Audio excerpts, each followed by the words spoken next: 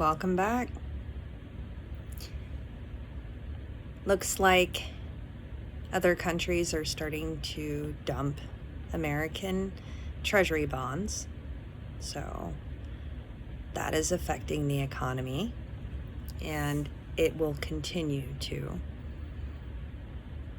There's more countries getting ready to do the same. It affected the stock market this week. I think we lost something like $1 trillion on Tuesday, and the markets come back some. But we'll see what happens. And the world does hate the United States.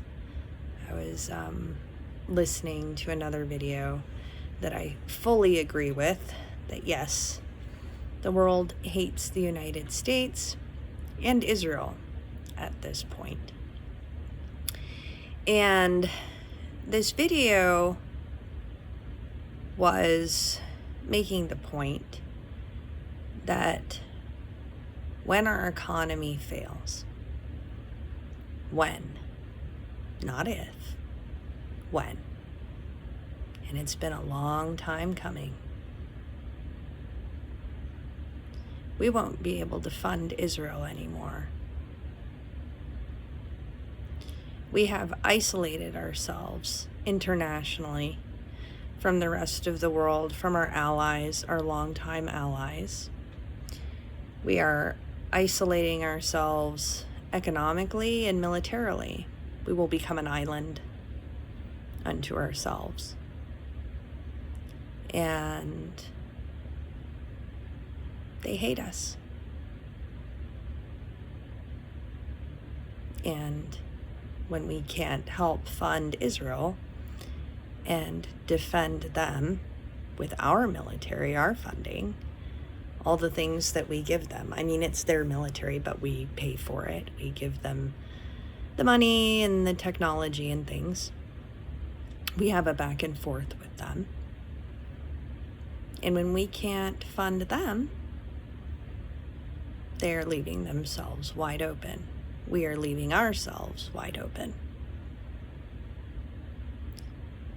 So this is my theory. When you have fascism, when you look at a scales balancing, when you have fascism, the only thing that will balance that scale is socialism and communism. And if you aren't aware, communists hate fascists and vice versa. So there's that. And I'll get to a conclusion on that in a minute. But what I'm saying is when you look at the election of Mamdani, when you look at people who are becoming more aware of how neoliberalism and Democrats have failed them, I believe people will turn more left. And I believe people will become more accepting of socialist and communistic views in this country to counteract the fascism, to fight it.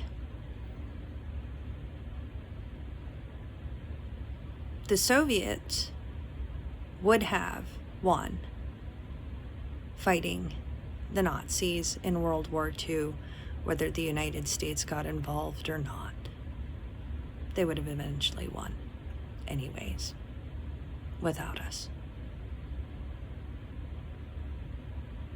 So this age-old rivalry going on, and seeing people become more and more open to these leftist ideals, I think we will see that here in the United States. We will see a push towards communism and socialism voluntarily, of people who are fucking sick and tired of the bullshit.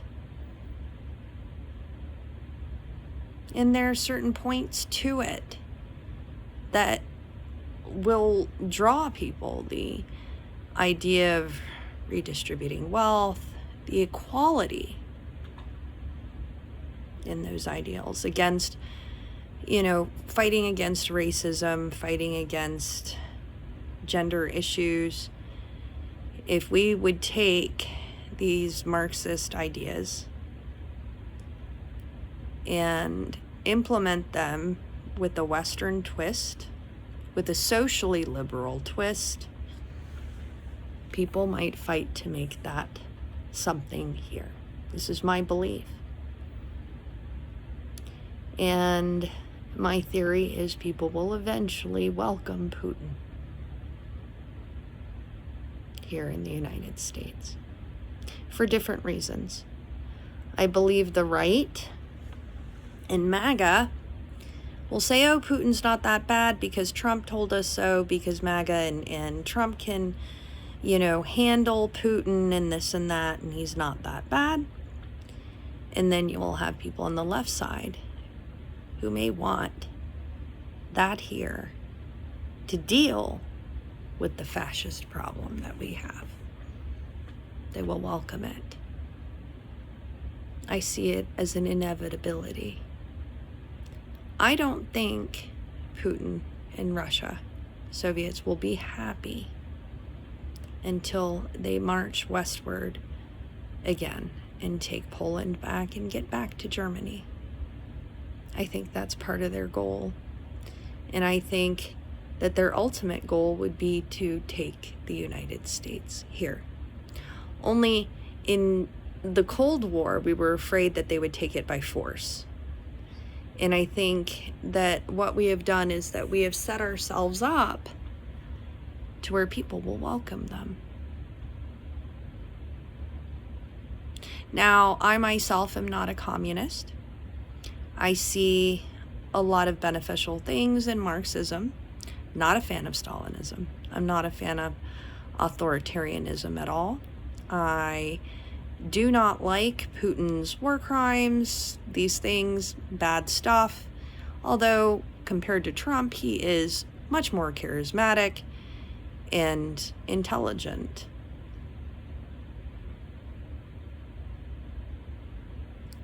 But here's the thing. As an anarchist who does not like authoritarianism and hierarchy, because that is a monopoly on violence and coercion and fraud and these things, okay? Here's the clincher. As an anarchist, I see socialist and communistic beliefs in the future of what is now the United States of America becoming dominant. The only thing that can keep communism in check is anarchism.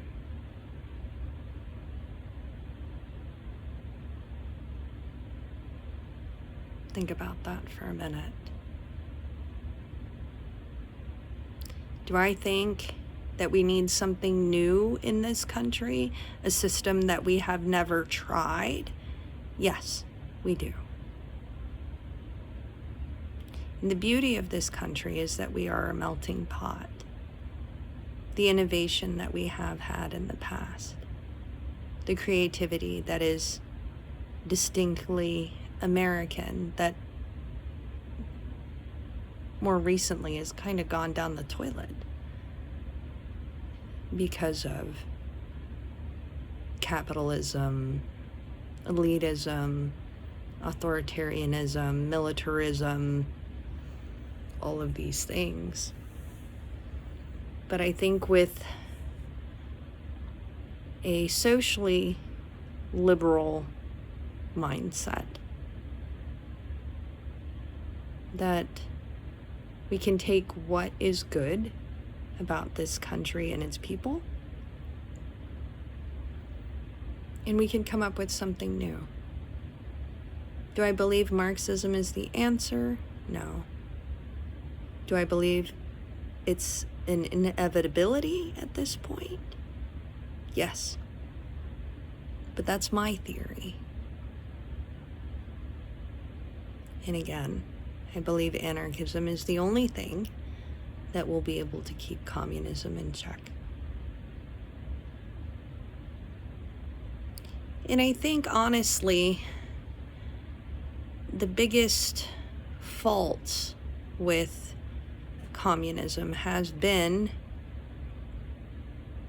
its authoritarianism. It's, as we know today, with Russia, the human rights violations, these things. But ultimately, it will fail if there is capitalism. And I believe that we as a society, as a human society, as a species, we are evolved past needing money and currency and capitalism. I believe that we need to evolve past that, using technology and using our resources appropriately, that we would be able to take care of every human on this planet and not in gray block communism, but into comfort. I believe a more advanced type of civilization that we should strive to evolve towards would not have money or these ideas of, this group, that group, separation. There's something called the Kardashev scale of planetary civilizations and their evolution, and you have a class 1 and 2 and 3 and 4, and they keep going up. And class 1 is basically, there's no war, there's no poverty, people, they're working together and they're using their resources, and they've solved these problems. And when you look at current humanity, we're class 0. And I think we need to evolve, because if we don't, we will go extinct. Capitalism requires infinite growth on a finite planet, and we can't afford that. We're destroying the environment, we're destroying each other, we're destroying future generations, possibility for growth. I think we need to sit down in general together and have these discussions.